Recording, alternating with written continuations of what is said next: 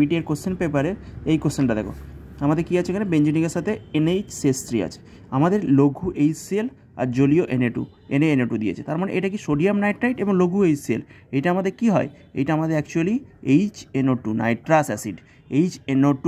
তাহলে নাইট্রাস যদি অ্যাসিডটা হয় আমার এখানে কি হবে, এখান থেকে আমরা মেন কী পাই বলো তো, NO+, ঠিক আছে। এই NO+, আমরা এখান থেকে কী পাই, NO+, এই NO+টা এখানে অ্যাডিশন হয়ে যাবে, এই হাইড্রোজেনের বদলে NO। কীভাবে হচ্ছে এটা বলো তো, দেখো আমাদের এখানে কি আছে, আমাদের NaNO2 যে সোডিয়াম নাইট্রাইট নিয়েছে, যেহেতু আমাদের HCl আছে, সবসময় আমাদের কি অ্যাসিডিক প্রোটন কোনটা, এই হাইড্রোজেন আছে, তার মানে অ্যাসিডিক প্রোটন, তার মানে এই কম্পাউন্ডটা কী করবে, এই কম্পাউন্ডটা নেবে O নেগেটিভ, এবার H পজিটিভ, তাহলে OH হয়ে যাবে এটা। তাহলে OH হয়ে গেলে আবার তো HCl আছে, এখানে HCl আছে, আবার HCl নিল, HCl কী করবে, এই OH-এর যে লোন পেয়ার, এই OH-এর যে লোন পেয়ার আছে, লোন পেয়ার কী করবে, HCl-কে অ্যাটাক করবে, HCl-কে অ্যাটাক করলে কী হবে, N11O, এখানে কী হবে OH2+, এবার এই OH2+ লিভিং গ্রুপ হয়ে বাইরে বেরিয়ে এই OH2+, এখানে কী হলো, এই OH হাইড্রোজেনকে নিয়ে OH2+ হয়ে বাইরে লিভ করে গেল।